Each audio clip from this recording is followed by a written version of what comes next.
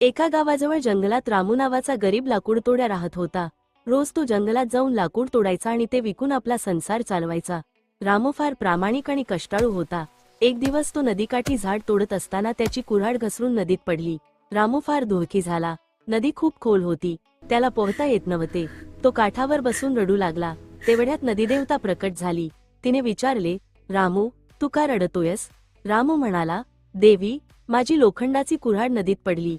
तीच माझ्या उपजीविकेचे साधन आहे. देवतेने नदीतून सोन्याची कुऱ्हाड काढली आणि विचारले, ही तुझी आहे का? रामू म्हणाला, नाही देवी, ही माझी नाही. मग देवतेने चांदीची कुऱ्हाड दाखवली. रामू पुन्हा म्हणाला, नाही, तीही माझी नाही. शेवटी देवतेने लोखंडाची कुऱ्हाड काढली.